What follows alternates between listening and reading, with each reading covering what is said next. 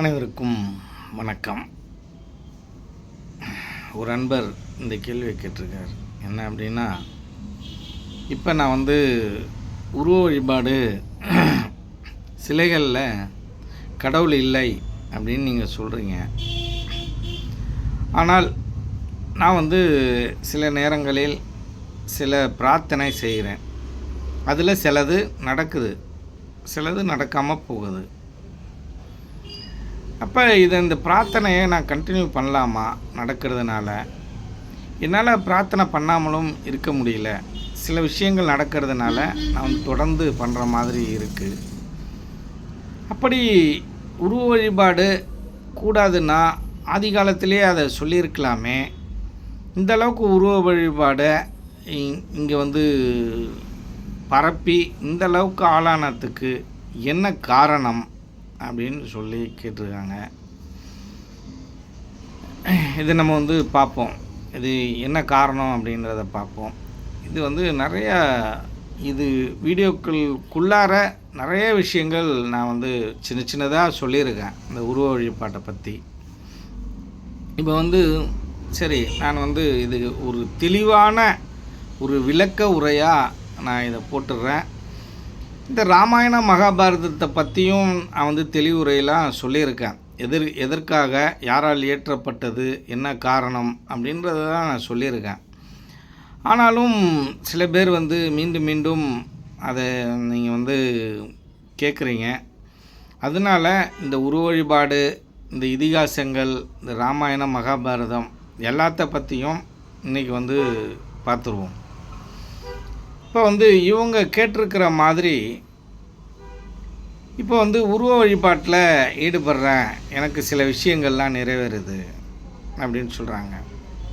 ஆனால் ரொம்ப பேருக்கு நிறைவேறவே இல்லை. அதுக்கு என்ன பண்ணுறது? ஏன் அப்படின்னா, ஆசையில் இல்லாத மனிதனே கிடையாது. ஆசையின் வழியாகவும் மாயையின் வழியாகவும் தான் இந்த மனித கூட்டம் இயங்கு கொண்டிருக்கிறது. இன்னும் கேட்க போனால், உங்களை இயக்குவது, உங்களை பெரிதும் இயக்குவது இங்கே எது அப்படின்னு கேட்டிங்கன்னால், இங்கே மாயை தான் உங்களை இயக்குது. ஆனால் அதற்குள்ள ஒரு உண்மை இருக்குது. என்ன அப்படின்னா, உங்களை ஜீவன் தான் இயக்குது. அதில் எந்த மாற்று கருத்தும் இல்லை. ஜீவன் இல்லைன்னா நீங்கள் இல்லை, ஜீவன் தான் இயக்குது. ஆனால் உங்களுடைய வேலைகள், பணிகள், ஐம்புலன்கள் வழியாக நீங்கள் செய்கிறீங்க இல்லையா, அந்த வேலைகள் எல்லாமே மனம் சார்ந்த விஷயம். அந்த செயல்கள்லாம் இருக்கு இல்லையா, அந்த செயல்களை செய்ய சொல்லி எது இயக்கிக்கிட்டு இருக்கு இந்த உலகத்தை அப்படின்னால், இந்த மாயை தான் இயக்கிட்டு இருக்கு அப்படிங்கிற பேருண்மையை நீங்கள் தெரிஞ்சுக்கணும். இந்த மாயை இல்லை அப்படின்னா இந்த உலகம் இல்லை. இந்த மாயை என்பது ஒரு மோசமான ஒரு விஷயம். ஏன் அப்படின்னா, இந்த மாயைக்கு இன்னொரு பேர் இருக்குது.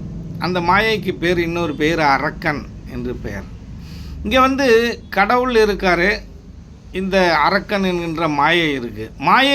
மாயைக்கு அதிக வேலையா, கடவுளுக்கு அதிக வேலையா அப்படின்னு பார்த்தீங்கன்னா, மாயைக்கு தான் அதிக வேலை, கடவுளுக்கு அதிக வேலை இல்லை. அவர் ஒரு ஃபார்மேட்டை போட்டு வச்சுட்டு வெறுமையாக உட்காந்துருக்காரு. அந்த ஃபார்மேட்டுக்குள்ளே எல்லாமே அடங்கியிருக்கும். எல்லா விஷயங்களும் இறைவனுக்கு போயிடும். எல்லா மொழிகளுமே இறைவனுக்கு தெரியும். இப்போ இதில் என்ன அப்படின்னா, இறைவனுக்கு தெரிஞ்ச பாஷை எது அப்படின்னா, வடமொழி சொல் தான் இறைவனுக்கு தெரிஞ்ச தேவ பாஷை. அதெல்லாம் இல்லை, எல்லா மொழிகளும் இறைவனுடைய பாஷை தான். ஏன் அப்படின்னா, ஒரு இங்கிலாந்தில் ஒருத்தன் தப்பு செய்கிறான், இங்கிலாந்தில் தப்பு செஞ்சாலும் அதற்குரிய தண்டனை அவனுக்கு கொடுக்கணும். அப்போ இங்கிலாந்தில் சொல்லால் ஒரு கடுமையான வார்த்தையை ஒருத்தன் பிரயோகிக்கிறான். அப்போ அந்த வார்த்தையை பிரயோகிப்பதில் அவனுக்கு ஒரு பலன் கிடைக்கணும். அதனால் மற்றவன் மனம் நோகுறான். அப்போ அந்த பாஷை தெரிஞ்சிருக்கணும். அப்போ இறைவனை பொறுத்தவரையில் உலகத்தில் உள்ள அனைத்து பாஷைகளும் இறைவனுக்கு தெரியும். ஏனென்றால் இறைவன் எல்லோருடைய ஜீவராசிகள் இருக்கு இல்லையா, இந்த 84 லட்சம் ஜீவராசிகளிலும் உயிராக இருக்கு இல்லையா, அதில் ஒரு துளியாக இருக்கிறார். இப்போ இந்த உயிரில் ஒரு துளியாக இருக்கிறார். இப்போ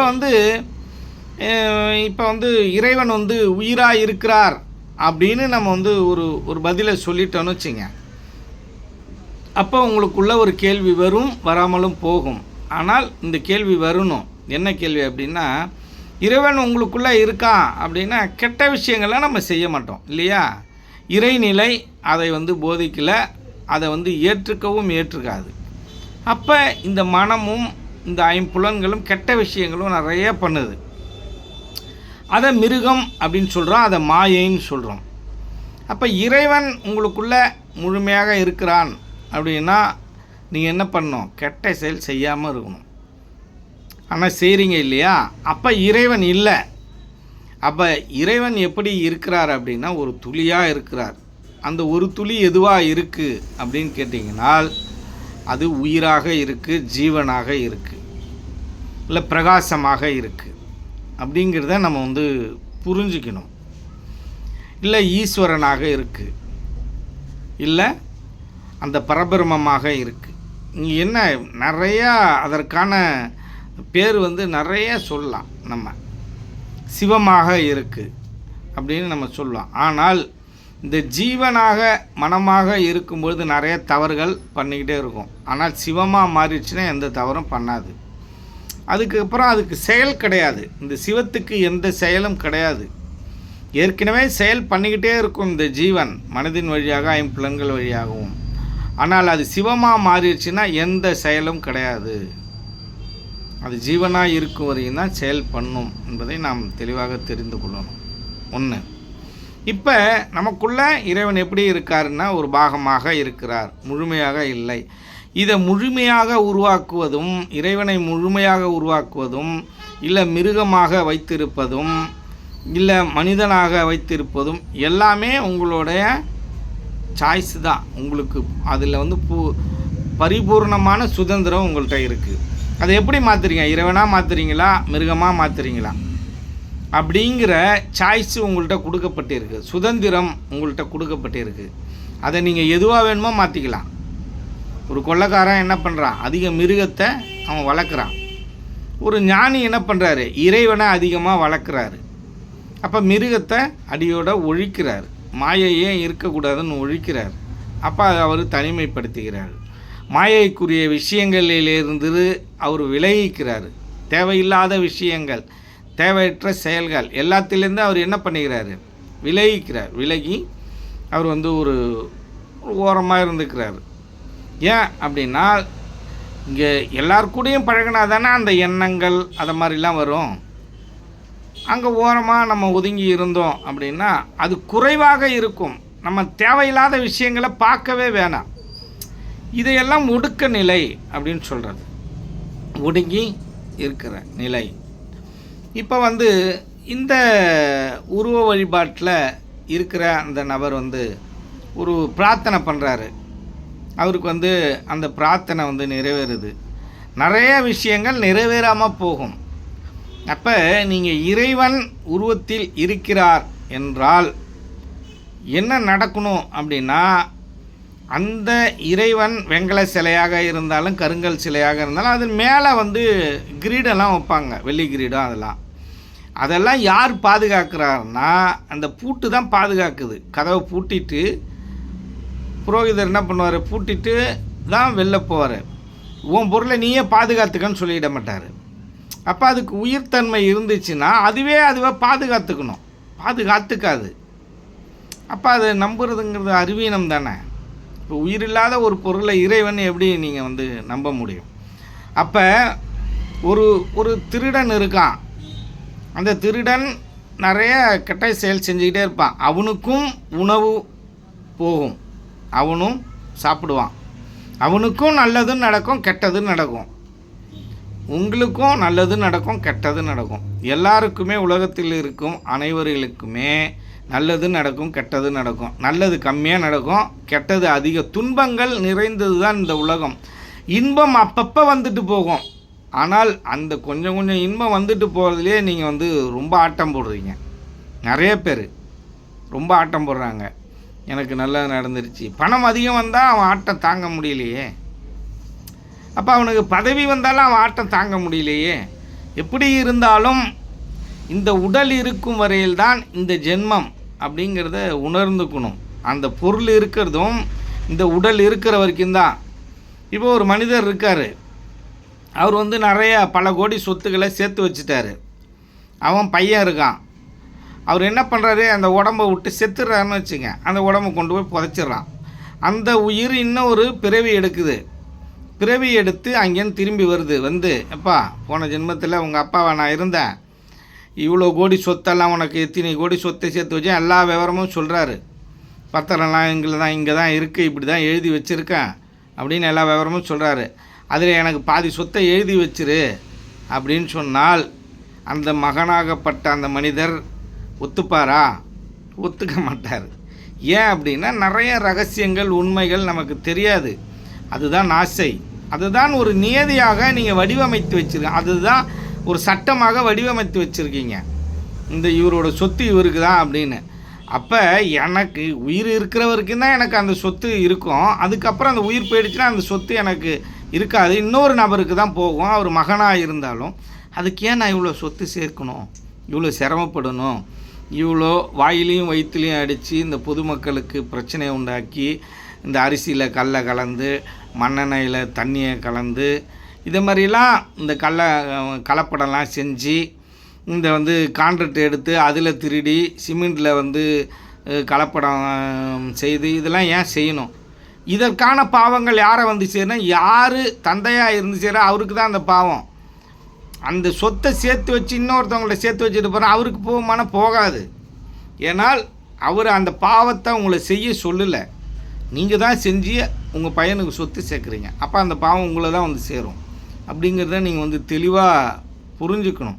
இனிமேற்பட்டாவது நீங்கள் ஏழைகளுக்கு உதவ நீங்கள் முயற்சி பண்ணுங்கள். எங்கேருந்து அந்த பணத்தெல்லாம் உருவானதோ, யாருக்கு துரோகம் பண்ணீங்களோ அவர்களுக்கு இல்லாமல் மற்ற நபர்களுக்கும் நீங்கள் கொடுத்து உதவலாம். அந்த இது கர்மா சமன் செய்யப்படும். வேறு வழியே கிடையாது. மனிதனுக்கு தப்பு செஞ்சால் மனிதனுக்கு தான் நல்லது செய்யணும். அதை நீங்கள் தெளிவாக புரிஞ்சுங்க. அப்படி துன்பங்கள் நிறைந்தது தான் இந்த உலகம். மாயையில்தான் இந்த அனைத்து உயிரும் சிக்கிக்கொண்டு தவித்து கொண்டிருக்கிறது. இப்போ இதிலேருந்து நீங்கள் என்ன புரிஞ்சுக்கணும் அப்படின்னால், உங்களுக்கு சில நேரம் டைம் நல்லா இருக்குது, உங்களோட நேரம் இப்போ நல்லா இருக்குது. அப்போ சில விஷயங்கள் நடந்திருக்கலாம். உங்களுக்கு சரியில்லாத நேரம் ஒன்று இருந்திருக்கும். சின்ன வயசுலேருந்தே பார்த்தீங்கன்னா உங்களுக்கு சரியில்லாத நேரம் ஒன்று இருக்கும். அதில் பார்த்தீங்கன்னா நீங்கள் அப்போல்லாம் ஏன் உங்களுக்கு அதை மாதிரி நடந்துச்சு? கடவுள் என்பவர் கருணை மிக்கவர், தயவு மிக்கவர். அவர் ஒருத்தவங்களுக்கு நல்ல வாழ்க்கையும் ஒருத்தவங்களுக்கு சரியில்லாத வாழ்க்கையும் கொடுக்க மாட்டார். எல்லாருக்கும் சரிசமமான சமநோக்கு பார்வையை தான் பார்ப்பார். அந்த பார்வை பார்க்க அந்த கடவுள் எப்படி இந்த ஏற்றத்தாழ்வோடு அவர் படைப்பார்? படைப்புங்கிறத ஏற்றத்தாழ்வோடு தானே இருக்குது. ஒரு உயர்ந்த ஜாதி, தாழ்ந்த ஜாதி, பணக்காரன், கோடீஸ்வரன், அறிவில் கம்மியாக இருக்கிறவன், அறிவில் அதிகமாக இருக்கிறவன், நடுநிலையாக இருக்கிறவன், இப்படி பயங்கர ஏற்றத்தாழ்வுகள் இங்கே இருக்கு இல்லையா? ஒருத்தவன் கருப்பாக இருக்கான், ஒருத்தவன் சிகப்பாக இருக்கான், ஒருத்தவன் வெள்ளைக்காரனாக வாடுறான், ஒருத்தவன் தமிழ்நாட்டில் இருக்கிறான், ஒருத்தவன் ஆங்கிலேயனாக இருக்கிறான். இப்போ இந்த ஏற்றத்தாழ்வுகள்லாம் ஏன் அப்படின்னா, அவரவர்கள் வினை வழி அவரவர்கள் வந்தனரே. அவரவர்கள் கர்மா வழி தான் அவரவர்கள் இங்கே வர முடியும். உங்களுடைய கர்மா என்ன இருக்கோ அதன் வழியாக தான் நீங்கள் உங்களுக்கு நல்லது நடக்கிறதும் கெட்டது நடக்கிறதும். ஆனால் ஒன்று தெரிந்து கொள்ளுங்கள், ஜோதிட ரகசியம் என்று ஒன்று இருக்குது. அதில் பார்த்தீங்க அப்படின்னால் நீங்கள் அதிகபட்சமாக உங்களுக்கு துன்பம் தான் இருக்கும். ஏன் அப்படின்னா, நல்லது செய்யக்கூடிய நேரம் என்பது குறைவாக தான் இருக்குது. இந்த வாழ்க்கையிலே அப்படி தான் இருக்குது. நீங்கள் ஒரு லிஸ்ட் எடுத்துக்கங்க. லிஸ்ட் எடுத்துக்கிட்டு ஒரு மாதத்தில் எவ்வளோ துன்பம் நடந்திருக்கு, எவ்வளோ நல்லது நடந்திருக்கு அப்படின்னு லிஸ்ட்டு போட்டிங்கன்னா கெடுதல் அதிகமாக நடந்திருக்கும், நல்லது கம்மியாக நடந்திருக்கும். அதை நீங்கள் விழிப்புணர்வோடு கவனித்து பார்க்கணும். எதெல்லாம் அதிக துன்பம், எதெல்லாம் கம்மியான துன்பம், இதையும் லிஸ்ட் எடுங்க. இந்த கம்மியான துன்பம் ரொம்ப நிறையா நடந்திருக்கும். இந்த அதிகமான துன்பம் அப்பப்போ வந்துட்டு போகும். எப்போ அப்படின்னா 15 நாளைக்கு ஒரு முறை வரும், ஒரு மாதத்துக்கு ஒரு முறை வரும், 3 மாதத்துக்கு ஒரு தடவை வரும். இப்போ ஒருத்தவங்க வீட்டில் எல்லார் வீட்லேயும் மரணம் நடக்கும். மரண சம்பவங்கிறது அது பல காலத்துக்கு ஒரு முறை வரும். அப்போ நமக்கு பிடிச்சவங்க இறந்துடுவாங்க, அது பல வருடங்களுக்கு ஒரு முறை வரும். இப்படி பல துன்பங்கள் இருக்குது. ஆனால் இந்த மனமாகப்பட்டது ஒரு குழந்தை பிறக்கும் பொழுது சந்தோஷப்படுகிறது, ஒரு ஜீவன் வந்துருச்சுன்னு சந்தோஷம். ஆனால் ஒரு ஜீவன் இறந்து விட்டால் அது துக்கப்படுகிறது. ஆனால் இந்த சித்த வித்தை ஜீவம் அடக்கம் ஆகும்போது அதை மாதிரி துன்பங்கள் யாரும் படுவதில்லை என்பதை நாம் தெரிந்து கொள்ள வேண்டும். ஏனென்றால் நாமே விரும்பி அந்த சமாதி நிலைக்கு போக போகிறோம். அப்படி அந்த சமாதி நிலையை அடைபவர்கள் என்று மிக மிக குறைவான நபர்களே. எல்லா சமாதியும் சரியான சமாதி கிடையாது, அதை தெளிவாக தெரிந்து கொள்ள வேண்டும். ஏனென்றால் அதில் நிறைய நான் ஏற்கனவே காணொளி போட்டிருக்கேன், என்னென்ன காரணம் அப்படின்னு சொல்லி நிறைய காணொளி போட்டிருக்கேன். வாழ்ந்தால் நாம் எப்படி இருக்க வேண்டும் என்றால் சிவானந்த பரமஹம்சர் போல் வாழ்ந்திருக்கணும், நித்யானந்தர் போல இருக்கணும். அப்படி அந்த தன்மைக்கு போகிறதுக்கு தான் எல்லாருமே பாடுபடணும். இல்லை அவர் குருநாதர் அவரோட இணையாக போகிறதுக்காக தானே நம்ம எல்லாமே இவ்வளோ சிரமம்லாம் படுறோம். அப்போ சிரமப்படாமல் ஏதாவது கிடைக்குமா அப்படின்னா கிடைக்காது. உழைப்பும் கடின உழைப்பும் வைராகியம் அவசியம் வேணும். அப்போ இந்த உருவ வழிபாடை இல்லைன்னு சொல்கிறதுனால, உருவ வழிபாடு இருக்குன்னு சொல்கிறதுனால எனக்கு ஏதாவது லாபமா நஷ்டமா அப்படின்னு பார்த்தீங்கன்னா அப்படிலாம் ஒன்றும் இல்லை. எனக்கு என்ன ஏதாவது அந்த கல் சிலை மேலே ஏதாவது எனக்கு ஒரு காழ்ப்புணர்ச்சி இருக்கா? ஒன்றும் கிடையாது. நானும் சின்ன வயசாக இருக்கக்குள்ளே எங்கள் அம்மா அப்பா சொல்லி கொடுக்கக்குள்ளே இப்படி தான் கும்பிடணும், இதுதான் சூடம் கொளுத்தி இது மாதிரி தான் கும்பிடணும் அப்படின்னு எனக்கும் அப்படி தானே சொல்லி கொடுத்துருப்பாங்க. நானும் சின்ன வயசில் கும்பிட்டுக்கிட்டு தானே இருந்திருப்பேன். அப்போ வள்ளலார் என்ன சொல்கிறாரு, நானும் கும்பிட்டுக்கிட்டு தான் அதுலேருந்து விலகி வந்திருக்கேன். அப்போ எனக்குள்ளே சின்ன வயசில் சில கேள்விகள் இருந்தது. இப்போ கடவுள் இருக்காருன்னா இந்த ஏற்றத்தாழ்வு ஏன் இருக்குது? சில பேர் ரொம்ப துன்பப்படுறாங்க, சில பேர் ரொம்ப சந்தோஷமாக இருக்காங்க.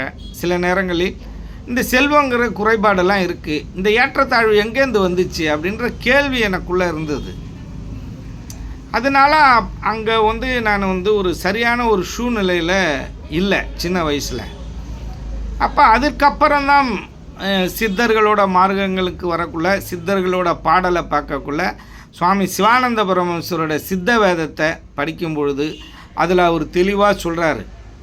ஏன் அப்படின்னு கேட்டிங்கன்னா அதில் அவர் என்ன சொல்கிறாருன்னா, உருவ வழிபாடு எல்லாம் உங்களை மேல்நிலைக்கு கொண்டு செல்லாதுன்னு வள்ளலாறு சொல்கிறாரு. சிவானந்த பரமஹம்சர் அதெல்லாம் பொம்மை, உயிரற்ற ஒரு பொருள். ஒரு நாற்காலி என்ன வேலை செய்யுமோ அதே வேலையை தான் அந்த சிலையும் செய்யும். ஒரு மரத்தால் ஆன பொம்மை என்ன வேலை செஞ்சோம்? ஒரு ஸ்டூல் என்ன வேலை செய்யுமா அந்த ஸ்டூலை என்ன வேலை செய்யுதோ அந்த வேலையை தான் அது செய்யும். ஸ்டூலாவது உட்காரத்துக்கு பயன்படுது, அது எதுக்குமே பயன்படுறதில்லை. அப்போ நான் நிறைய பதிவு போட்டிருக்கேன். இந்த கோயிலெலாம் எதற்காக உருவாக்கப்பட்டது? மனிதனோட பாதுகாப்புக்காக உருவாக்கப்பட்டது. திரும்ப திரும்ப உங்களுக்கு சொல்கிறேன். ஏன்னா இந்த உருவ வழிபாட்டில் நீங்கள் என்ன ஆயிருக்கீங்க அப்படின்னா, ரொம்ப மனசை ரொம்ப லைக்க வச்சுட்டீங்க. ஒரு விஷயம் மனசில் ஏற்றுக்க ஆரம்பிச்சிருச்சுன்னு வச்சிங்க, அதை நம்மளால் தூக்கி சீக்கிரம் போட முடியாது. நம்ம தூக்கி போடாமல் அதையே ஃபாலோ பண்ணுறதும் அறிவீனம். அது ஒரு சரியில்லாத தன்மை தானே. அதை முட்டாள்தனனும் நாம் சொல்லிட முடியும். நீங்கள் இதுக்கே வேதனைப்படுறீங்க, அப்படி சொல்லிட்டா இன்னும் வேதனைப்படுவீங்க. அதனால் அது அறிவீனம்தான். நீங்கள் தெளிவாக உயிரற்ற ஒரு பொருளை நீங்கள் இறைவன் என்று கும்பிடுவது எனக்கு ஏற்றார் போல் இல்லை. அகம் பிரம்மாஸ்மி அப்படின்னு சொல்கிறோம். இப்போ நான் கடவுள் அப்படின்னு சொல்கிறோம். அப்போ ஏன் இந்த இறைவன் உலகம் முழுக்க இருக்கிறார் அப்படின்னு சொல்கிறோம் அப்படின்னு கேட்டிங்கன்னா, நான் கடவுள் அப்படின்னா எனக்குள்ள ஜீவன் இறைவனாக மாறக்கூடிய தன்மை எனக்கு இருக்குன்னா, அடுத்த நபர் அடுத்த உயிருக்கு இருக்குமா இருக்காதா? இருக்கும். அப்போ அவனும் கடவுள் தான். அப்போ இந்த பதிவு நான் போட்டிருக்கேன் ஏற்கனவே, யார் கடவுள் அப்படின்ற இதில் இப்போ இந்த பதிவை நான் ஏற்கனவே போட்டிருக்கேன். என்ன போட்டிருக்கேன் அப்படின்னா, இந்த இறைவன் உலகம் முழுக்க இருக்கிறான். இந்த உலகம் முழுக்க எப்படி இருக்கிறான்னா, இந்த உயிரினங்களாக தான் பரவி கிடக்கிறான். இப்போ ஐம்புலன்கள் வழியாகவும் செயல்படுவான், இந்த கிரகங்கள் வழியாகவும் செயல்படுவான். இப்போ சட்டமுனி சொன்ன மாதிரி அண்டத்தில் உள்ளதெல்லாம் பிண்டத்தில் இருக்குது, பிண்டத்தில் இருக்கிறதெல்லாம் அண்டத்தில் இருக்குது. இந்த பிண்டத்தை நீங்கள் முழுமையாக உணர்ந்துட்டீங்க, இந்த அண்டத்தை உணர்ந்த மாதிரி, இந்த பிரபஞ்சத்தை உணர்ந்த மாதிரி. அப்படி தான் பிரபஞ்சத்தை உணர்ந்து நிறைய விஷயங்கள் சொல்லியிருக்காங்க சித்தர்கள் எல்லாம்.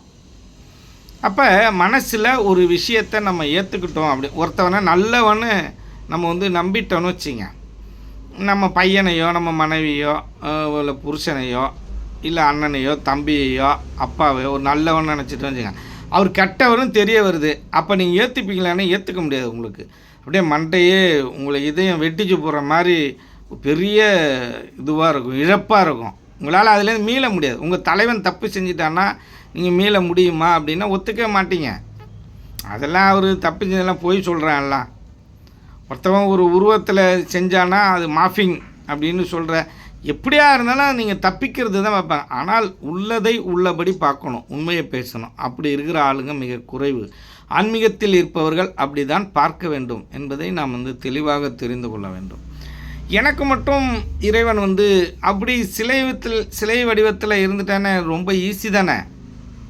அந்த சிலையை பார்த்துட்டா எனக்கு இப்போ வந்து சில பேர் சொல்கிறாங்க, என்ன சொல்கிறாங்க, இந்த கமெண்டில் ஒருத்தர் பதிவு போட்டிருந்தார், அருணகிரிநாதரெல்லாம் வந்து முருகனை வணங்கியிருக்காரு, முருகனை சார்ந்து நிறையா பாடல்கள் இருக்குது, அவரெல்லாம் பொய்யா சொல்லிட்டார். ஆனால் ஒரு ஞானோதயம் அடைந்த ஒரு அருணகிரிநாதர் ஒரு விஷயத்தை சொல்கிறாரு. அந்த ஒரு விஷயம் சாதாரணமாக உங்களுக்கு புரிகிற நடையில் இருந்துருமா? அவர் வந்து முருகன் அப்படின்னு சொல்கிறது உங்களுக்கு புரிஞ்சிடுச்சா? இந்த சுப்பிரமணி அப்படின்னு சொல்கிறது உங்களுக்கு புரிஞ்சிடுச்சா? இருக்கிறதுலே ரொம்ப சிக்கலான பாடல்களை பாடியவர் யார் அப்படின்னு கேட்டிங்கன்னா அருணகிரிநாதர். நிறையா அவர் பாடல்களை வந்து நீங்கள் வந்து புரிஞ்சிக்கவே முடியாது. அப்போ ஞானோதயம் அடைந்த ஒருவர் ஒரு சொல்கிற ஒரு விஷயத்தை ஞானோதயம் அடையாத ஒருவர் சரியாக புரிந்து கொள்ள முடியுமா அப்படின்னா முடியாது. நான் ஏற்கனவே ஒரு விளக்கம் சொன்னேன் அந்த பட்டணத்தாரோட பாட்டுக்கு, காதற்ற ஊசியை கான் வாராது கடை வழிக்கே, அதுக்கு விளக்கம் சொல்லியிருப்பேன். யூடியூப்பில் ஏற்கனவே ஒரு வீடியோ போட்டிருக்கேன், அதை போய் பாருங்கள். அப்போ இப்படி தான் நம்ம தவறான விளக்கம் எடுத்துப்போம். இப்போ இந்த உடம்பில் ஒவ்வொரு அங்கங்களிலையும் ஒரு அந்த கடவுளாகப்பட்டவர்கள் இருக்கிறார்கள். இப்போ இந்த சிவபெருமான் என்றால் யார் அப்படின்னா நம்மளோட ஜீவனுக்கு தான் சிவன் பேர். அப்போ அந்த விஷ்ணுனா யார்? இந்த மனசுக்கு தான் விஷ்ணுன்னு பேர். இந்த விஷ்ணு என்ன பண்ண, நல்லதையும் செய்வார் கெட்டதையும் செய்வார். இந்த சிவபெருமான் நல்லதை மட்டும்தான் செய்வார். அதை நம்ம தெளிவாக புரிஞ்சுக்கணும். சுக்கிலமணி அப்படிங்கிறது தான் சுப்பிரமணி அப்படின்னு சொல்கிறது. முருகன் எங்கே இருக்கான்னா பிரம்மமாக புருவ மத்தியத்தில் இருக்கிறான். நம்மளோட பிரம்மம் இருக்கு இல்லையா, நாத விந்து அப்படின்னு சொல்லுவோம். அந்த விந்து அந்த விந்துக்கு தான் நம்ம என்ன பண்ணுவோம், சுப்பிரமணின்னு சொல்லுவோம். அந்த சுப்பிரமணி திரிபாயிடுச்சு, அது சுக்கிலமணி. அந்த சுக்கிலத்தை ஒருவன் மணியாக்கினால்தான் ஞானோதயம் அடைய முடியும். அதிலேருந்து தான் உங்களுக்கு அமிர்த உரல் கசியும். அப்போ இதெல்லாம் கோடு வேர்டு. நீங்கள் வந்து ஒரு சிலர் இதில் பதிவிடுறீங்க, நான்லாம் இதை வந்து மறுக்கணும்னு எனக்கு ஒன்றும் இல்லை. ஏன் அப்படின்னு கேட்டிங்கன்னா, சிவானந்த பரமஹம்சர் மறுத்தது, சிவவாக்கியர் மறுத்தது, வள்ளலார் மறுத்தது, எல்லா சித்தர்களும் மறுத்தது, அருணகிரிநாதரும் அது மறுத்தது தான். இப்படி எல்லாமே மறுத்ததை நான் எப்படி இருக்குன்னு சொல்ல முடியும்? நீங்கள் இருக்குன்னு சொல்கிறீங்க, அது அவங்கள எதிர்க்கிற தைரியம் உங்களுக்கு இருக்குது. ஆனால் எனக்கெலாம் கிடையாது. ஏன் அப்படின்னு கேட்டிங்கன்னா, உள்ளதை உள்ளபடி அவர்கள் போல் உண்மையை பேசுவதற்கான வழிமுறை தான் எங்களுக்கு தெரியும். நான் வந்து உங்கள் மனசை புண்படுத்தக்கூடாதுன்றதுக்காக பொய் சொல்கிறதுக்கு நான் தயாராக இல்லை. அதை நீங்கள் வந்து தெளிவாக புரிஞ்சுக்கணும். அப்போ இந்த திருப்புகழில் அருணகிரிநாதர் என்ன சொல்கிறாரு அப்படின்னா, இந்த இறைவனை நீங்கள் தரிசிச்சிட்டிங்கன்னா என்ன நடக்கும்? மணி ஓசை கேட்கணுமா, அது புல்லாங்குழல் சத்தம் கேட்குமா, அதுக்கப்புறம் இந்த ஜோதியை காட்டுவாங்க. அந்த ஜோதியை இறைவனை நீங்கள் வந்து பார்ப்பீங்களாம். அது எங்கே இருக்குன்னா புருவ மத்தியத்தில் இருக்குது. அந்த புருவ மத்தியத்தில் அந்த ஜோதி ரூபமாகிய அந்த பிரகாசத்தை நீங்கள் வந்து பார்த்துட்டீங்க அப்படின்னால் அதுக்கு அடுத்தது உங்களுக்கு ஞானோதயம் கிடச்சிருமா. இறைவனை தரிசிட்டிங்கன்னா உங்களுக்கு ஞானோதயம் கிடச்சிரும். உங்களுக்கு அழியாத தேகத்தை அடைஞ்சிருவீங்க, மரணம் இல்லாத பெருவாழ்வுக்கு போயிடுவீங்க. இப்போ டெய்லி போய் நீங்கள் அந்த கல் சிலையாக கடவுள்னு நினச்சி பார்க்குறீங்க, நீங்கள் இந்த தன்மைக்கு போயிட்டீங்களா? அதுக்கப்புறம் இறைவனை நீங்கள் தரிசித்ததுக்கப்புறம் பொய்யே சொல்ல மாட்டீங்க, உங்களுக்கு பற்றற்ற நிலையில் இருப்பீங்க. அப்போ வேறுபாடு இருக்காது, ஏற்றத்தாழ்வு இருக்காது, மதம் இருக்காது, இனம் இருக்காது, தாய் இருக்காது, மகள் இருக்காது, மனைவி இருக்க மாட்டாங்க. இந்த தன்மையிலேருந்து முழுமையாக மாறுபட்டுருவீங்க. அப்போ நீங்கள் இறைவனை போய் இந்த கோயிலில் தரிசிச்சிங்கன்னு சொல்கிறீங்கள, உங்களுக்கு இந்த தன்மையெல்லாம் மாறிடுச்சா? இல்லை, மாறலைன்னா அது கடவுள் இல்லை அப்படிங்கிறத நீங்கள் தெளிவாக தெரிஞ்சுக்கணும். இவ்வளோ விளக்கமாக உங்களுக்கு ஏன் இதை நான் தெளிவுபடுத்துகிறேன் அப்படின்னு கேட்டிங்கன்னால், நிறைய பேர் அந்த உருவ வழிபாட்டுக்குள்ளே சித்த வித்தியார்த்திகளே நிறைய பேர் அதில் சிக்கிக்கிறாங்க. மந்திர உச்சாதனையில் சிக்கிக்கிறாங்க, உருவ வழிபாட்டில் சிக்கிக்கிறாங்க. அதுலேருந்து வெளியே வருவதற்கு உங்களுக்கு என்ன இங்கே தடுக்குதுன்னா, உங்களோட ஈகோ தடுக்குது.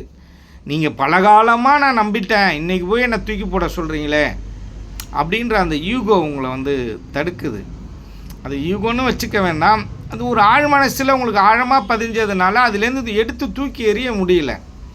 இப்போ நான் சொல்லலை, திருப்புகழில் அருணகிரிநாதர் சொல்கிறாரு, நட்டக்கல்லு பேசுமோ நாதன் உள்ள இருக்கையில் சுட்ட சட்டி சட்டுவோம் கரியின் சுவை அறியுமோ அப்படின்னு சிவவாக்கியர் சொல்கிறாரு.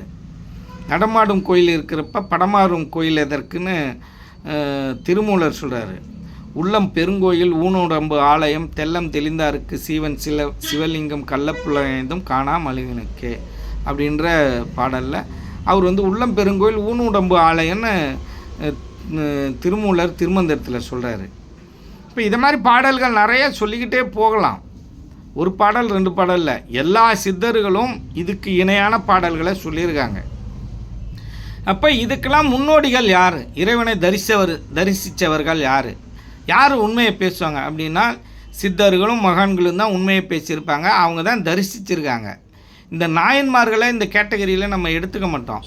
அது ஏன் எடுத்துக்க மாட்டோங்கிறது ஒரு வீடியோவாக போட்டிருக்கேன், நீங்கள் பார்த்துங்க. ஏனால் அதில் சில சர்ச்சைகள் இருக்குது நாயன்மார்களை பற்றி பேசக்குள்ள. அப்போ இந்த சித்தர்கள் இதை மாதிரி சர்ச்சைகளுக்குள்ளே போக மாட்டாங்க, இந்த கதைகளுக்குள்ளே போக மாட்டாங்க. அப்போ இந்த சித்தர்களோட கதை இருக்கு இல்லையா, அவங்களோட வாழ்க்கை வரலாறு, அதுலேயே நிறைய பொய்கள் இருக்குது. யாரோ அதை பொய்யெல்லாம் கலந்து எழுதியிருக்கான். அது மாதிரிலாம் நிறையா இடைச்செருகள், நிறைய பொய்க்கதைகள்லாம் இருக்குது. நாங்கள் எப்போதுமே இந்த பாடல்களை மட்டும்தான் எடுத்துப்போம், இந்த உரைநடையை நம்ம எடுத்துக்கிறதே இல்லை. உரைநடையில் நிறைய பொய்க்கதைகள் கலந்துருக்கும். அவன் அறிவுக்கு தகுந்தாற் போல தான் உரை எழுத முடியும். திருக்குறள் இருக்குது, அதுக்கு சரியான உரை இங்கே யாராவது எழுதியிருக்காங்கன்னா இல்லை. பரிமேலழகர் எழுதியிருக்காரு, அவரே சில விஷயங்கள் தவறாக சொல்லியிருக்காரு. என்ன நீங்கள் பரிமேலழகரே தவறுன்னு சொல்கிறீங்களா? நான் சொல்ல, நிறைய பேர் சொல்கிறாங்க. ஆனால் அது உண்மையா அப்படின்னா அவன் சொல்கிறதும் உண்மை இல்லை. ஆனால் பரிமேலழகர் உண்மைக்கு புறம்பாக சில விஷயங்கள் எழுதியிருக்கிறார். ஏன்னா அவன் சொல்கிற அந்த விஷயம் இருக்கு இல்லையா, அது இல்லை. ஞான மார்க்கமாக திருவள்ளுவர் ஒரு விஷயத்தை சொல்கிறார், அதை பரிமேலழகரும் அதை சரியாக எழுதவில்லை. இதை இவர்கள் தவறாக புரிந்து கொண்டார்கள். அப்போ திருவள்ளுவர் மேலே குறை சொல்கிறது, அவர் என்ன சொன்னாரோ அதை அப்படியே புரிந்துக்கிற அளவுக்கு யாரால் முடியும்னா ஞானோதயம் அடைந்தவர்களால் தான் முடியும். திருவள்ளுவர்னால் அவர் எழுதின குறளை எப்படி நம்ம தெரிஞ்சுக்கணும், சில குறள்லாம் அவர் போல ஆளால் தான் முடியும். அதே போல் ஞானோதயம் அடைஞ்சிருக்கும், அதுதான் உண்மையாக இருக்க முடியும். இல்லைன்னா அனுபவங்கள் நிறைய இருக்கணும், அப்போ பகுத்து பார்க்கணும். இப்போ இங்கே அகநானூறு புறநானூறுன்னு 2 விஷயம் இருக்குது. அகத்தை பற்றி பேசுகிறது அகநானூறு, புறத்தை பற்றி பேசுகிறது புறநானூறு. இப்போ 2 விஷயங்கள் இருக்கா இல்லையா? அப்போ புறத்தில் இருக்கும் கடவுள் அப்படின்னா எது அப்படின்னா சிலை கிடையாது, அது குறியீடு. புறத்தில் இருக்கும் குறியீடுன்னு வச்சுங்க. இந்த அகத்தில் இருக்கக்கூடிய இறைவன் தான் உண்மையானவர். இந்த இறைவன் எப்படி இருக்கிறார்னு ஒரு குறியீடாக வச்சுருக்கான் கோயிலில். அதுதான் நம்ம என்ன சொல்கிறோம், தத்துவமாக வைத்திருக்கிறார்கள் அப்படின்னு நம்ம சொல்கிறோம்.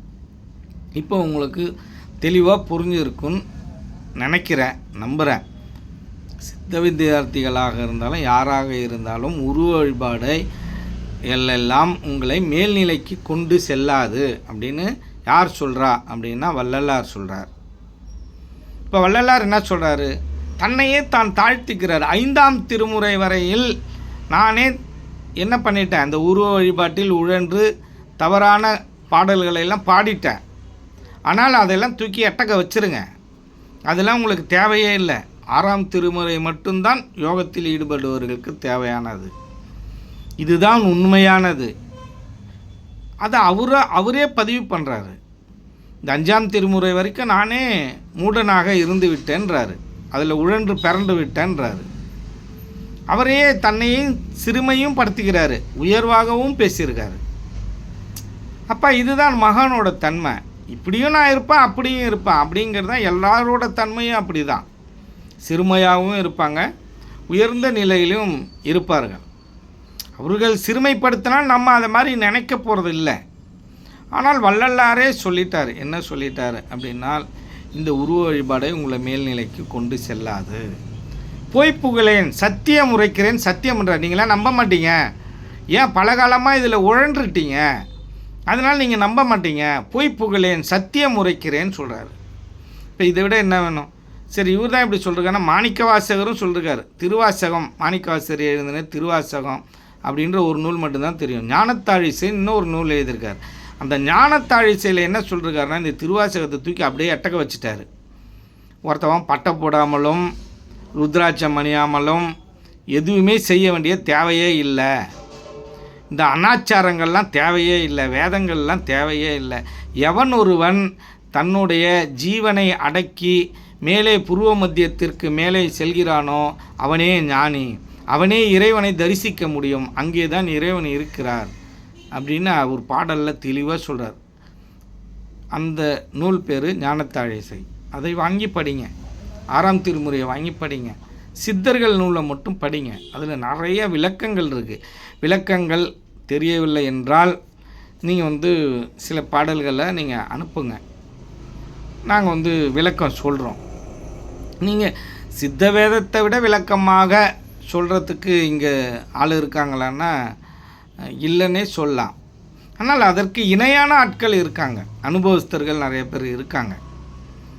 ஆனால் நீங்கள் இந்த உருவ வழிபாட்டிலேருந்து இந்த ஞானம் அடையணும்னா நீங்கள் வெளியில் வந்து தான் ஆகணும். ஏன் அப்படின்னா, இறைவன் யாருன்னு தெரிஞ்சாதானே இந்த இறைவனை போய் நீங்கள் தரிசிக்க முடியும்.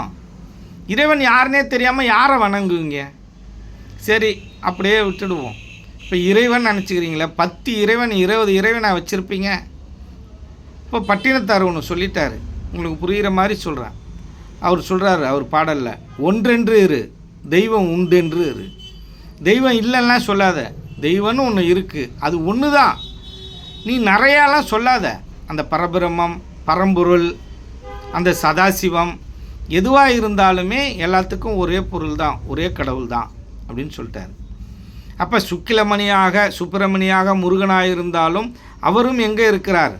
அக்னி நேத்திரம் அப்படின்னு சொல்கிற அந்த பூர்வ மத்தியத்தில் தான் இருக்கிறார். அப்போ சிவன் எங்கே இருக்கிறார்? அங்கே தான் அவரும் இருக்கிறார். இவர்களெல்லாம் பக்கத்தில் இருக்காங்க, ஒன்றிணைந்தார் போல் ஒரு லேயர் மாதிரின்னு வச்சுங்களேன். ஒன்றுக்கு மேலே ஒன்று அப்படி வச்சுங்க. எல்லாமே இங்கே தான் இருக்குது. ஆனால் மனமாகப்பட்ட விஷ்ணு மட்டும் என்ன பண்ணுறாரு? கீழே இறங்கி வருவார் ஜீவன்லேருந்து. இரவான உறக்கத்தில் அவர் சிவன் கூட லயிச்சிருவார். அப்போ கலந்துருவார், ஒன்றாக கலந்து விடுவார். அதனால தான் இந்த நால்வர்கள் இருக்காங்க இல்லையா, இறைவனை என்ன பண்ணுவாங்க? ஒருத்தவர் தோழனாக பாவிப்பார், ஒருத்தவர் மனைவியாக பாவிப்பார். அப்போ எல்லாம் கலக்கிற நிலை தானே. இப்போ தோழனாக இருந்தாலும் நம்ம ஜீவனுக்குள்ளே கலக்கிறான், இப்போ மனைவியாக இருந்தாலும் கலக்கிறான். யாராக இருந்தாலும் 2 பொருள் ஒன்றாய் சேர்ந்தால்தான் அந்த ஒரே நிலை தான். அந்த ஒரே நிலைக்கு பேர் தான் இறைவன் ஒருவன் அப்படிங்கிறத நீங்கள் தெளிவாக புரிஞ்சுக்கணும். இப்போ இதுக்கே ரொம்ப நீண்ட நேரம் ஆயிடுச்சு. இப்போ ராமாயணத்துக்கும் மகாபாரதத்துக்கும் வேற நான் விளக்கம் சொல்லணும். ஏன் அப்படின்னா, அதையும் சில பேர் கேட்குறீங்க. இப்போ ராமாயணம் மகாபாரதம் என்பது அது ஒரு கதை தான். அந்த கதை அந்த கதையை நீங்கள் எப்படி எடுத்துக்கணும் அப்படின்னு கேட்டிங்கன்னால், அந்த கதையில் இருக்கிற கெட்ட விஷயங்கள் இருக்கு இல்லையா, அதெல்லாம் நம்ம செய்யக்கூடாதுன்னு எடுத்துக்கணும். அதில் நல்ல விஷயங்கள் இருக்கு இல்லையா, அதெல்லாம் நம்ம செய்யணும் அப்படின்னு எடுத்துக்கணும். ஆனால் இதை எழுதியவர் வடநாட்டை சேர்ந்தவர்கள். வடநாட்டில் விஷ்ணு தான் முதற் கடவுள். அதனால் அவங்க என்ன பண்ணாங்க, விஷ்ணுவை தான் ஒரு கடவுளாக அவர் எழுதினாங்க. அதுக்கு முக்கியத்துவம் கொடுத்தார்கள். அங்கே விஷ்ணுவை தான் வணங்குவாங்க. அப்போ இந்த சைடு பார்த்திங்கன்னா நம்ம சிவனை தான் வணங்குவோம். இங்கேயும் விஷ்ணு வணங்குறவர்கள் இருக்கிறார்கள். அந்த சிவன் யார் அப்படின்னா ஜீவன். அந்த ஜீவனுக்குள்ளே என்ன இருக்கார், இந்த விஷ்ணு இருக்கார். அப்போ எப்போ இறங்கி வருவார், ஐம்புலன்கள் செயல்படும் போது இறங்கி வருவார். இப்போ இது எல்லாமே உடற்கூறு தான். உள்ளம்தான் பெருங்கோயில், ஊன் உடம்பு தான் ஆலயம். அதை நீங்கள் தெளிவாக தெரிஞ்சுக்கணும். இந்த தத்துவத்தை ராமாயணத்தில் வச்சாங்க. இந்த தத்துவத்தை மகாபாரதத்தில் வச்சார் வியாசர். அப்புறம் வால்மீகி எழுதின ராமாயணத்தை கம்பன் நம்ம தமிழுக்கு ஏற்ற போல் கொஞ்சம் மாற்றினார். கம்பராமாயணத்தில் கொஞ்சம் மாறி இருக்கும். வால்மீகி ராமாயணத்தில் ராமன் தற்கொலை செய்து கொள்வான். இப்போ இந்த கம்பராமாயணத்தில் அது கிடையாது. அப்போ ராமாயணத்தில் பல ராமாயணம் இருக்குது. ராமர் பிறப்பை பற்றிலாம் சொன்னோம் அப்படின்னா ஒரு ராமாயணத்தெல்லாம் நீங்கள் மனசு ரொம்ப கஷ்டப்படுவீங்க. அப்போ ராமாயணமும் மகாபாரதம் நம்மளால் ஏற்றுக்க முடியாத விஷயங்கள் எல்லாம் அதுக்குள்ளே இருக்குது. அது என்னென்னு நான் சொல்கிறேன். ஒரு ஆளுக்கு 5 பேருக்கு ஒரு மனைவி இருக்க முடியுமா அப்படின்னா முடியாது. அது ஐம்புலன்களை சொல்கிறது. 5 பேர் இருக்காங்களே, ஐம்புலன்கள். இதை அடக்கக்கூடிய ஒரே ஒரு ஆள் எது அப்படின்னா அந்த கயிறாகப்பட்டிய ஜீவன் தான் இந்த 5 பேரையும், அந்த சக்தியாகப்பட்டவள் தான் இந்த 5 பேரையும் அடக்குவாள். அந்த சக்தி எதுக்குள் அடக்கம்னா சிவனுக்குள் அடக்கும். இந்த சக்தி தான் எல்லாத்தையும் வழி நடத்துகிறான். இந்த சக்தி விரயமாயிடுச்சுன்னா அங்கே சிவனே இல்லை. அப்போ சிவன் அங்கே சிவமாக மாற வேண்டும் என்றால் அங்கே சக்தி இருக்கணும்.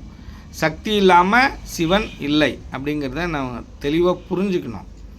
அந்த பிரம்மத்துக்கு பேர் தான் சக்தியின் பேர். இதை நம்ம தெளிவாக தெரிஞ்சுக்கணும்.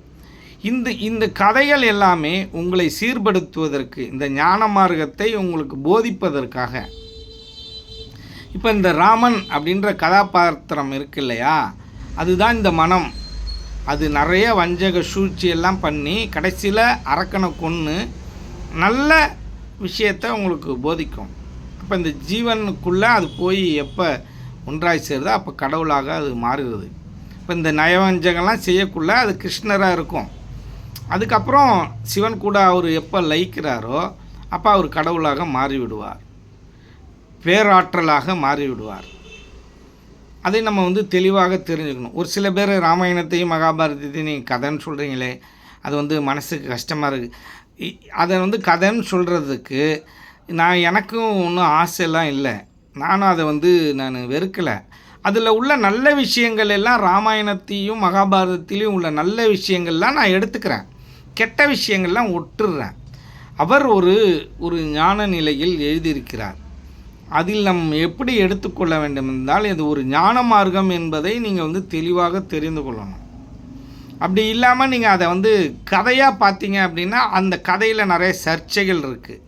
நீல நிறமாக ஒரு மனிதன் இருக்க முடியுமா அப்படின்னா இருக்க முடியாது. அப்போனா என்ன அர்த்தம் அப்படின்னா நஞ்சுள்ளன்னு அர்த்தம். நீல நிறத்தில் இருந்தால், நீல நிறத்தில் ஒருத்தன் பாம்பு கொத்தினா என்ன ஆகும், நிறம் மாறிவிடும், நீல நிறமும் மாறிடும், கருநீலமாக மாறிவிடும். அப்போ இது மாதிரிலாம் நிறையா அது எல்லாம் தத்துவங்களாக இந்த ராமாயணமும் மகாபாரதமும் இருக்குது. இந்த கதையிலேருந்து நிறையா விஷயங்கள் நம்ம குந்தி தேவி கல்யாணத்துக்கு முன்னாடி கர்ப்பமாகிறா, கல்யாணத்துக்கு முன்னாடி கர்ப்பமானால் என்னென்ன பின்விளைவுகள் வரும் அப்படிங்கிறது மகாபாரதம் சொல்லுது. அதை நான் ஒரு பதிவாகவே போட்டிருக்கேன், தனிப்பதிவாகவே போட்டிருக்கேன். அப்போ கர்ணனோட அவஸ்தை என்ன, இது எல்லாமே போட்டிருக்கேன். இப்போ இதை மாதிரி நிறைய கதைக்குள்ளே கதை நிறைய இருக்குது மகாபாரதத்தில். ராமாயணத்துலேயும் அதை மாதிரி இருக்குது. இப்போ தசரதனுக்கு 60,000 பொண்டாட்டின்னு சொல்கிறான், நம்ம ஏற்றுக்க முடியுமா? இப்போ இன்னும் நிறைய விஷயங்கள் ராமாயணம் மகாபாரதத்தெல்லாம் ஏற்றுக்க முடியாத விஷயங்கள் தான் இருக்குது. ஆனால் அது எல்லாமே மனிதனை சார்ந்தது. நம்மளை சீர்படுத்துவதற்காகவும் சில விஷயங்கள், இந்த விஷயங்கள்லாம் நீங்கள் செய்யக்கூடாதுன்னு சொல்கிறதுக்காகவும் சொல்லப்பட்ட கதைகள் தான் அது. மண்ணுக்கு ஆசைப்பட்டவன் மண்ணாக போனான், அது மகாபாரதம். பெண்ணுக்கு ஆசைப்பட்டவனும் மண்ணால் போனான், அது மகாபாரதம்.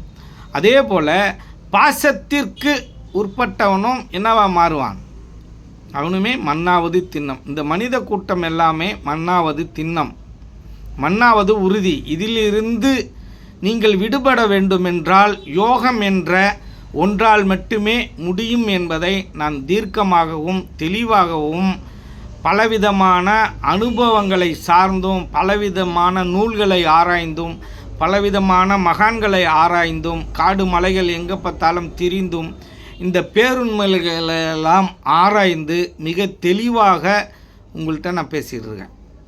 அப்போ நீங்கள் இந்த பெருநிலையை அடையணும், மகான் ஆகணும் அப்படின்னு கேட்டிங்கன்னா, இறைவன் ஆகணும், இறைவன் நிலையை அடையணும் அப்படின்னு நினச்சிங்களே, ஆனால் இறைவனை தரிசிக்கணும் ஆனால் இந்த யோகத்தினால் மட்டும்தான் முடியும். சித்த வித்தை, வாசியோகம் இந்த பயிற்சினால் தான் முடியும் என்பதை நீங்கள் தீர்க்கமாக தெளிவாகவும் இருக்க வேண்டும்.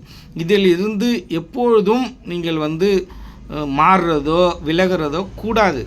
இது உங்கள்கிட்ட ஆழமாக உங்கள் அடிமனதில் இருக்கணும். நன்றி, வணக்கம்.